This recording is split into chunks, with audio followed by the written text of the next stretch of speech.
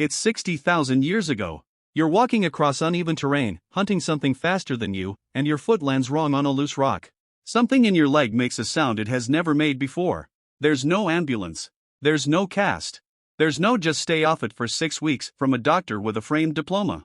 There's just you, the pain, and a group of people standing around you deciding, in real time, whether you're worth the trouble of saving. And here's the thing that should genuinely stop you for a second. In the modern world, a broken leg is an inconvenience. Thousands of years ago, a broken leg was, statistically, a death sentence. If you couldn't walk, you couldn't hunt.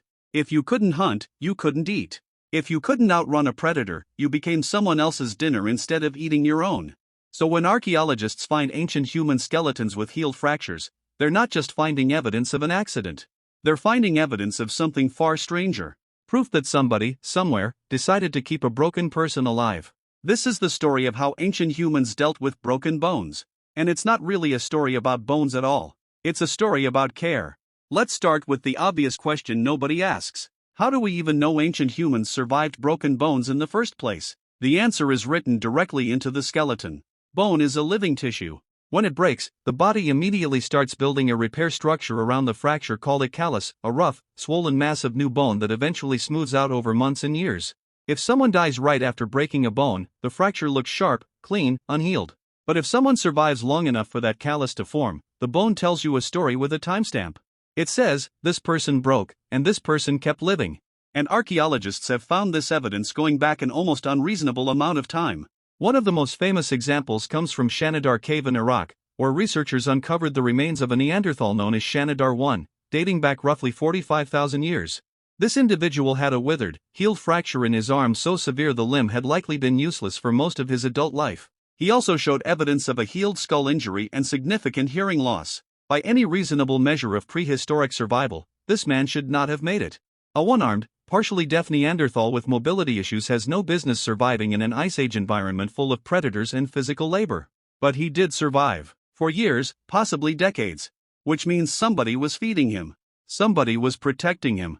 Somebody decided that a person who couldn't fully contribute to the group was still worth keeping around. That single skeleton rewired how anthropologists think about Neanderthals entirely.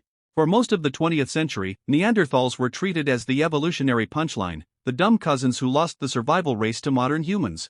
Shanidar I quietly dismantled that narrative. You don't accidentally keep a disabled person alive for decades in an ice age. That takes intention. That takes food sharing, shelter, and something that looks an awful lot like compassion. Now, healing is one thing. Setting is another. And this is where it gets genuinely impressive, because ancient humans weren't just letting broken bones heal wherever gravity decided to leave them. They were actively intervening. The oldest confirmed evidence of deliberate bone setting comes from skeletons where the fracture healed in a straight, aligned position rather than the crooked, overlapping mess you'd expect from an untreated break. A broken bone left completely alone almost never heals straight. The muscles around it contract, pull the two ends out of position, and the bone fuses at an angle, often shortening the limb and leaving the person with a permanent, painful deformity. So when archaeologists find ancient skeletons with fractures that healed cleanly, in correct alignment, that's not luck.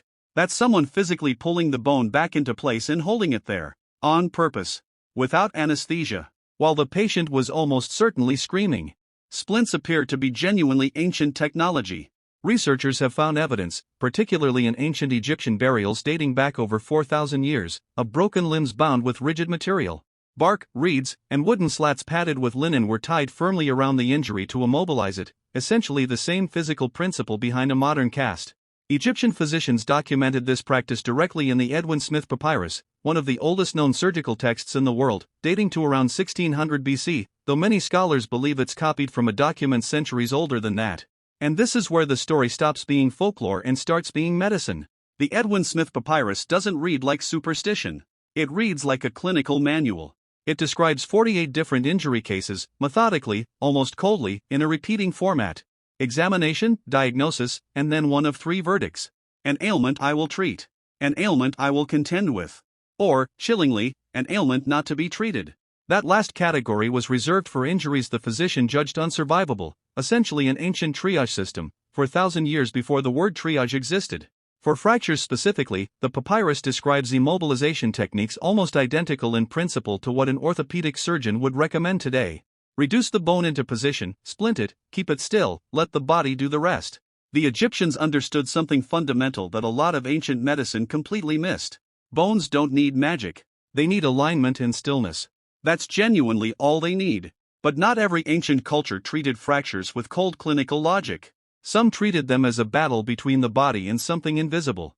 In ancient Mesopotamia, medical texts inscribed on clay tablets describe treatments for broken bones that blend practical splinting with ritual incantation, invoking gods of healing alongside the physical treatment. It wasn't seen as contradictory.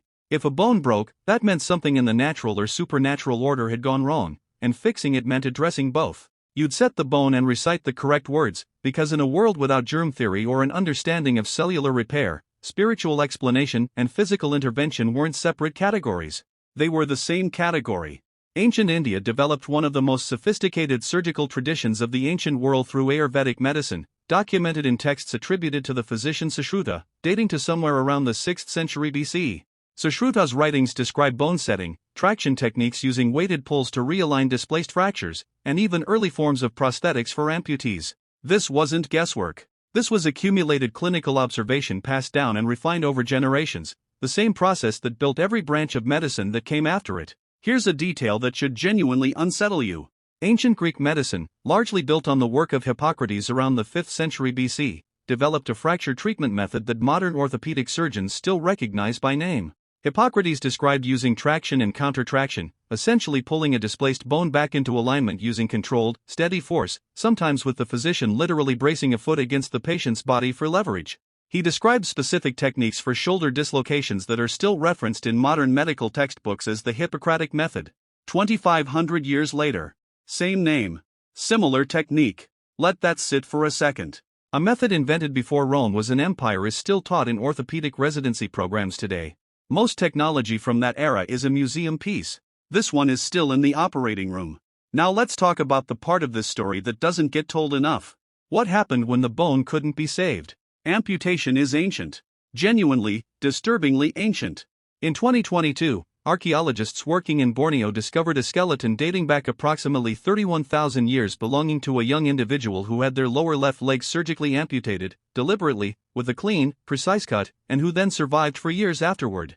This wasn't an accident or an animal attack. The bone showed clear evidence of a controlled surgical procedure, followed by healing, meaning someone performed this operation with enough skill to prevent fatal blood loss and infection, in a tropical rainforest, 31,000 years before germ theory existed. That discovery detonated a long-standing assumption in archaeology, that complex surgery was a byproduct of agricultural, settled civilization. This individual lived in a hunter-gatherer society. There was no hospital, no anesthesia, no antiseptic, and somebody still performed a successful limb amputation and then nursed that patient back to health long enough for the bone to heal completely. Whoever did this understood anatomy well enough to avoid major arteries, understood wound care well enough to prevent fatal infection, and understood recovery well enough to keep a legless hunter-gatherer alive in one of the most biologically hostile environments on Earth. That's not primitive. That's expert-level surgical knowledge with zero written record, zero formal training, and apparently zero modern medicine to back it up. So how did they manage pain and infection, given none of the tools we associate with actual medicine existed yet? The answer is plants, and it's more sophisticated than you'd expect. Willow bark, used across multiple ancient cultures including Egypt, Mesopotamia, and later Greece, contains a compound called salicin. Your body converts salicin into salicylic acid, the direct chemical ancestor of aspirin. Ancient people didn't know the biochemistry. They just knew chewing this bark or brewing it made the pain more bearable, so they kept doing it, generation after generation, until it became embedded medical knowledge. Honey was frequently packed directly onto open wounds and amputation sites, and it turns out honey has genuine antibacterial properties due to its low water content and natural hydrogen peroxide production. It wasn't folk superstition. It was accidental, empirically verified antiseptic technology, discovered entirely through trial, error, and who knows how many people who didn't survive the error part. That's the uncomfortable truth sitting underneath all of this. Every technique we've just described, splinting, traction, amputation, wound care, was refined through an absolutely brutal process of trial and error, measured not in lab results but in human lives. Someone tried setting a bone wrong. Someone tried an amputation that didn't work. Someone used the wrong plant on a wound and it got worse instead of better. And the survivors, and the people caring for them, remembered what worked and repeated it, and buried what didn't and never spoke of it again. Medical knowledge, for the overwhelming majority of human history, wasn't written in journals. It was carried in memory, passed from healer to apprentice, refined slowly across thousands of years of quiet, unrecorded suffering. And that brings us back to where we started. Because the real story here was never really about bones. It's about the fact that keeping an injured person alive, in a world with no safety net, no welfare system, no hospital, required an entire group of people to decide, collectively and repeatedly, that this person's life was worth the cost of saving. Every splinted fracture, every successful amputation, every healed callus we've dug out of the ground is proof of the exact same thing. Somebody stayed. Somebody fed the person who couldn't hunt. Somebody held the bone in place while it screamed back at them. Somebody chose care, over and over, long before the word medicine ever existed. So the next time you break a bone and someone hands you a cast and a bag of painkillers and tells you it'll heal in 6 weeks, remember that you're standing at the very end of an unbroken chain of people who figured this out the hard way, with bark, honey, stone tools, and sheer stubborn refusal to let each other die. The technology changed completely. The instinct underneath it never did. Would you have made it, back then? Let me know in the comments. Until then, see you soon.